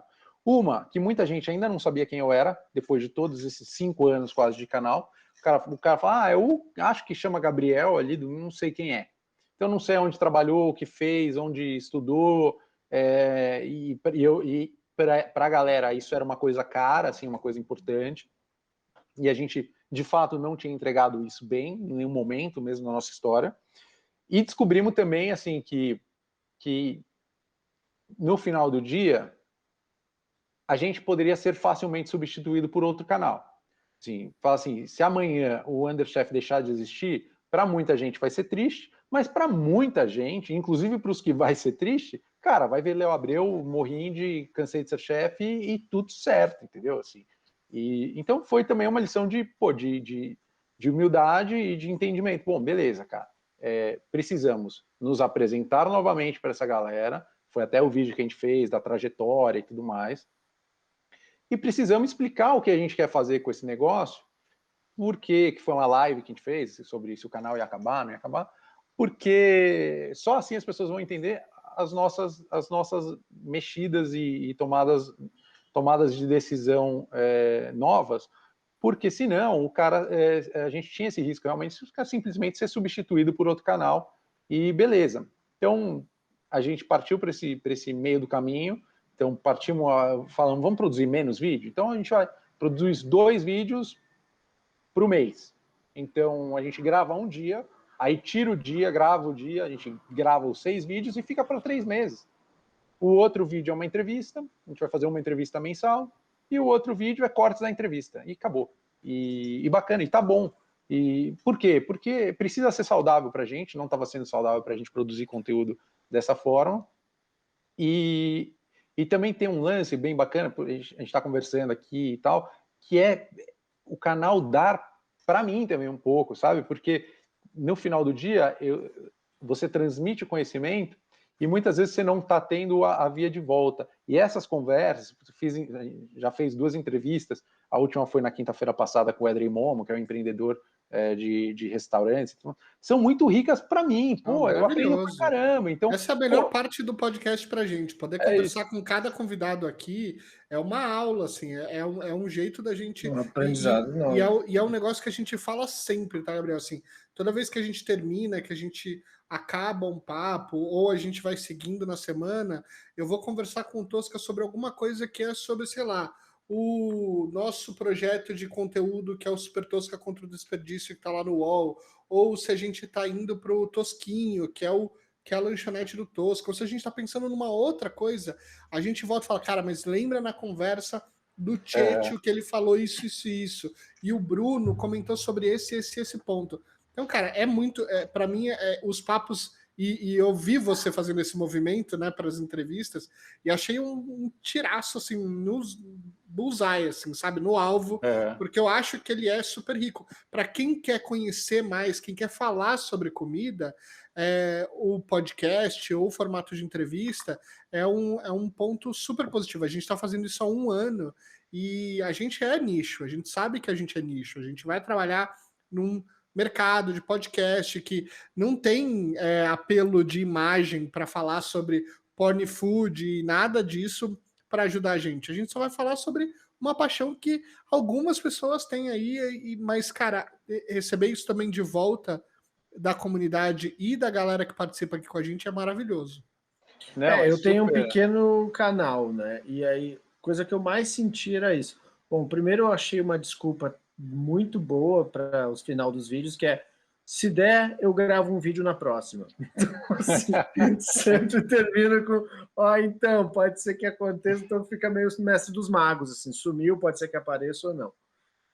Mas a coisa da pequena comunidade, é de sentir, assim, cara, tem um carinho muito enorme, assim, 6 mil pessoas lá que, velho, que bom que tu voltou, que bom que tu gravou um vídeo, a gente estava com saudade, porque tem muito da história que tu vai contar. Acho que existem vários vídeos de vários cozinheiros que fazem, mas a forma como tu conta é muito legal e é o que te aproxima da tua comunidade, né? Não, o que eu achei legal, assim, nessa história toda foi o seguinte: alguns canais já nasceram e morreram, assim, e eu não acho, eu não vejo assim como, é uma ideia que, pô, eu acho que às vezes algumas coisas nascem para morrer mesmo. O canal não precisa necessariamente existir para sempre. Existem alguns canais bacanas de gastronomia que deixaram de subir vídeo. A Dani Note parou de fazer. A Dani parou aquele gastronomismo, pode ser? Gastronomismo. Da menina, esqueci o nome dela, do Sul, acho, ela também. Também parou de fazer. Tinha um casal que eu acho que era do Taste Mate, também fazia, depois parou de fazer. Tem alguns canais que nascem. O próprio Brog também parou de fazer, depois agora tá fazendo outros formatos. Mas assim, agora ficou um ano sem fazer. Eu acho assim que pode acontecer da coisa ter começo, meio e fim. O que eu achei legal assim era trazer para as pessoas assim, por que a gente está tomando esse movimento? Porque é muito mais pelo meio onde a gente está posto hoje, que não é confortável para nós, do que pela produção de conteúdo em si. Porque o meio nos empurrou a fazer uma quantidade de conteúdo que era sobre-humana para quem tem outros trabalhos. Também nos empurrou a fazer... Então é isso, a frequência que ele te obriga a fazer. Essa meio que segmentada que ele te obriga a dar por conta de você ter que fazer um vídeo vencedor, senão ele não te entrega. Junto com a frustração de você fazer todo esse trampo e não entregar. Pô, quando você faz um vídeo, você sabe o trampo que dá, e aí você vê que a coisa não decola, cara, é uma frustração. É frustrante, cansativo, e é isso que te deixa sem ânimo de continuar gravando. A gente tinha, sei lá, a gente já teve picos, 300, 400 inscritos por dia. De repente, cai para 70. Sem você ter mexido no teu conteúdo e tudo mais. Então, você fica sem saber, entendeu? E aí você fica desanimado, você fica, será que meu conteúdo tá ruim? Será que e às vezes é um viés de vertical, né? Por exemplo, às vezes é um viés de vertical. Eu sinto que, por exemplo, o Do It Yourself, que é essa categoria de onde a gente apresenta receitas e tudo mais para os convidados, para qualquer coisa, né? Manual do Mundo também explica um monte de coisa, mas quando a gente fala de gastronomia, a gente fala de canal de receita, a gente vê uma representação de quantidade muito grande, mas eu não vejo isso como uma vertical interessante para o Google e para o YouTube trabalhar. Eu vejo que é uma coisa de, beleza, tá aí. A gente mesmo no Spotify sofre um pouco com isso. A gente vê que tem podcasts que vão falar sobre crimes, que vão falar sobre astrologia, que vão falar sobre outros assuntos que não são comida, mas que também não são, vamos dizer assim, grandes mainstreams, mas que eles têm seu espaço ali como destaque, e gastronomia está dentro de um outro que é saúde e lifestyle, que aí entra numa outra parte fit, e não vai falar sobre a paixão por comida, enfim. Não estou desmerecendo nenhum desses conteúdos, é só um olhar de que para as empresas que criam essas plataformas, talvez a gastronomia, ou o assunto culinário, ou o assunto gastronomia, não seja um assunto tão vendável, não seja tão comercializável. E aí, por consequência, como a máquina inteira gira em torno de receita, né, de dinheiro, da publicidade, de todo o resto, ele vai, obviamente, focar naquilo que está funcionando. Então, o YouTube está tomando um pau da Twitch por causa de games, ela vai apostar em games. A Twitch toma um pau do YouTube por causa de música, ela vai investir em música. E aí você tem o Raul criando um conteúdo na Twitch que é um programa de TV, que é um canal de TV que é interessante, mas está lá pequenininho, assim, num esforço tremendo para fazer o negócio acontecer. E a gente do outro lado também, aqui no YouTube, né? Aqui, porque o podcast está entrando agora no YouTube, mas também vendo esse problema no dia a dia acontecer. Então, eu acho muito legal a forma como, na mudança, você começou a falar, eu preciso fazer o senso de comunidade, porque no YouTube dá um falso senso de comunidade. Exatamente. Ali, ser verdadeiro e que me seja proprietário. Porque isso precisa ter. Então, quando eu crio as newsletters, quando eu começo a levar as pessoas para fora da plataforma e começo a trazer isso, é porque a comunidade e a audiência, ela deveria ser minha e não da plataforma. E na verdade, minha não de forma possessiva, mas que a gente pudesse se relacionar de uma forma mais fácil e mais amigável. E quando o cara assina o canal, que a plataforma entregue. Então, no e-mail marketing, eu sei que ela vai entregar, porque você se inscreveu e você vai escrever o e-mail e a plataforma vai entregar para eles. Isso. Então, eu gosto muito desse caminho que o Underchef está fazendo, que assim como a gastronomia, né, assim como a gente falou lá no começo do restaurante, ele é rebelde também, ele é esse mesmo espírito da cozinha profissional, que é de ser clandestino e de ser rebelde, de ser contra a cultura, que é exatamente isso que você está fazendo. Eu acho assim que tô totalmente de acordo com o que você colocou, e eu acho assim que a nossa grande luz foi quando a gente fez o curso e deu certo, foi entender que tinha gente disposta a pôr dinheiro no que a gente produz. O que quer dizer Seu que a coisa mais tem valor, né? A coisa mais valiosa que tem é o cara confiar algo que é muito valioso para ele, que é dinheiro, e falar, não, eu ponho nessa molecada porque eu faço uso disso e isso é bom para mim. Então a gente fala, pô, tem um valor aqui. E aí a gente fala assim, cara, criar um valor de comunidade. Beleza, a gente não vai ser um canal de 1 milhão de pessoas ou de 10 milhões de pessoas, e talvez nem seja esse o caminho para ser um bom negócio e para ser uma coisa que nos motive, que alimente o propósito, que alimente o dia a dia, que dê energia para gravar. E de repente, cara, é um negócio de 10% da nossa base, mas que é 10% que tá afim pra caramba, que é fiel, que acompanha, que gosta. Pessoas que, para onde a gente vai fazer a diferença. No final das contas, eu acho que a gente virou muito mais um canal quase de ensino à distância, de EAD, do que um canal de entretenimento, porque tem isso, né? Eu acho que os canais, mesmo falando do tema gastronomia, dentro do guarda-chuva gastronomia, você vai ter formato que é mais entretenimento, você vai ter formato que é mais humor, você vai ter formato... E o nosso não tem muito entretenimento, humor, é mais uma coisa de historinha, a historinha do negócio, os porquês das coisas, a história por trás da receita. É uma coisa muito mais para técnica e talvez até muito mais ligada a ensino do que ligado a passatempo. Uma coisa, eu vou assistir 10 vídeos do Underchef aqui. Não vai. Cada vídeo tem 15, 20 minutos e tal. Que era até uma outra coisa. As pessoas, não, faz vídeo mais curto. Fala, pô, mas sobe um vídeo por semana. Imagina o cara, esperou a semana inteira para ver o vídeo, aí vê um vídeo de 4 minutos. Eu falo, não pode ser, porque o cara curte o negócio. Só que é isso, não é todo mundo. É pouca gente. E agora tem os shorts, que são em menos de 1 minuto que você tem que fazer. Tu tem que trabalhar com essa afinação aí também. A gente falou, vamos olhar para quem gosta da gente. Basicamente é isso. Vamos olhar para quem gosta da gente e vamos tentar trazer esses caras para perto. Vamos pedir o contato deles, vamos fazer uma base de informação dessa galera e vamos conversar com o nosso público. Porque talvez o YouTube, o Instagram, essas plataformas dêem uma sensação de que os públicos são gigantescos, de que você vai crescer não sei quantos inscritos por dia, todos os dias, e se você estourar isso por 1000 dias, você vai ter entendeu? Daqui a pouco você vai ter 7 bilhões. Não, talvez era só entender de que a gente não faz conteúdo para todo mundo e que tudo bem, e cuidar de quem gosta da gente e trazer essas pessoas mais para perto. Só que para isso a gente teve que pedir licença para o YouTube e pedir ajuda das pessoas, porque é isso, a gente não tem esse acesso facilitado. E eu acho que agora a gente voltou a empreender. Eu acho que, na verdade, acho que agora a gente começou a empreender como Underchef. Criar newsletter, criar novos conteúdos, vamos fazer novos cursos, porque agora deu vontade, a gente fala com as pessoas certas que gostam da gente, cuidam da gente, que sentiriam falta se o canal acabasse. Porque é isso, para talvez 95% ou 90% dos inscritos do canal, se o canal acabar, pena, mas eu vou assistir o Morrinde. Entendeu? Acho que no final do dia é isso. Exato, né? Tudo bem. Ó, eu não quero alongar a nossa conversa, então vou chegar aqui na nossa pergunta final.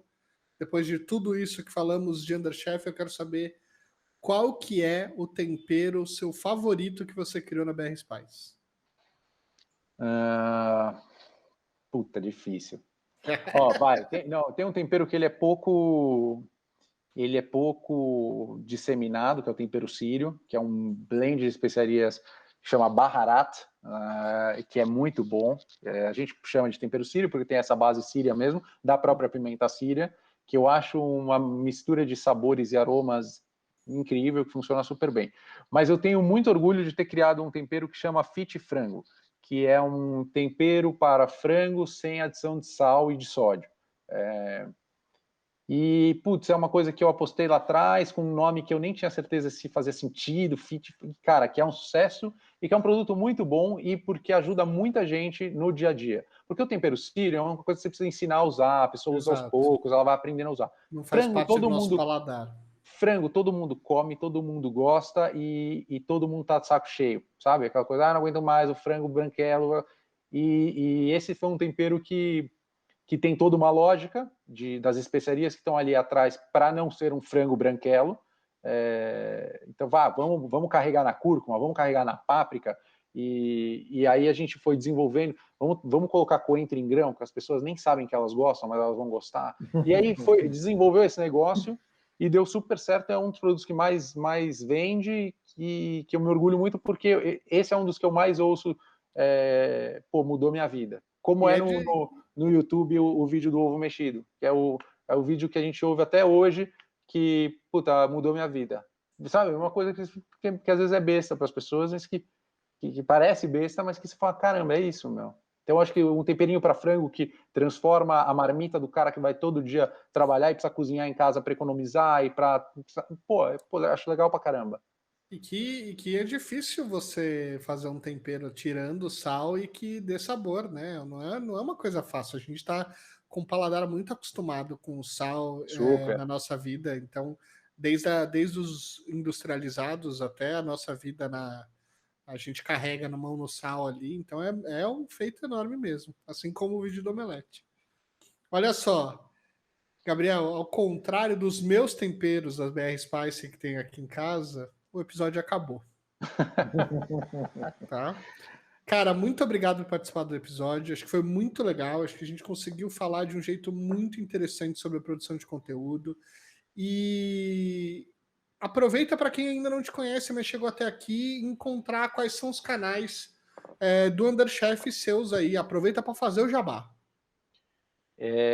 Bom, eu queria agradecer o papo. Acho que falei demais, perdi até a voz aqui, fiquei meio... Mas a gente é diferente do Jô, a gente deixa o convidado falar. Falei pra caramba aqui e tal, espero que não tenha ficado muito maçante para quem está ouvindo. Até uma coisa curiosa, que eu ouço todos os podcasts na velocidade 1.5, espero que não estejam fazendo isso com o meu, porque às vezes eu falo muito rápido e na velocidade 1.5 a galera vai se perder. Bom, eu vou deixar os contatos do Underchef, que é @canal Underchef, seja no Facebook, seja no Instagram, seja no próprio YouTube, /canal Underchef, e da BR Spice, que é o @BR Spices, BR de Brasil mesmo, SPICES, com S no final, para vocês seguirem. A BR Spices, minha empresa, meu negócio, o Underchef, meu filho digital, e faz todo sentido. Eu não tenho canal pessoal, meu canal pessoal é fechado. Muito bem, muito bem. Um pouco de privacidade é sempre bom.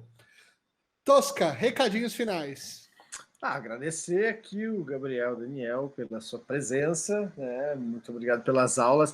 Tu falou que a tua vida não dá um romance, tá errado, né? Tem muito romance aí, muitas páginas legais, da peixaria a tudo que tu tá produzindo. Então, fiquei muito feliz da gente ouvir essas histórias aí, dividir com a nossa audiência. E, mais uma vez, obrigado, Matheus, por eu estar aqui ouvindo e aprendendo. Muito bem, muito bem. Então, olha só, audiência, aproveita que ainda não é tempo de sair de casa e pede os temperos da BR Spice para deixar sua comida mais gostosa. Não vai saber o que preparar? Acesse o canal do Underchef no YouTube, que o Gabriel não só dá o passo a passo das receitas, como aprende o porquê das coisas, tá? Não esquece também de seguir a gente lá no Instagram, no @paveupacomerpodcast. Vamos continuar essa conversa. Este episódio vai ficando por aqui. Até a próxima. Tchau.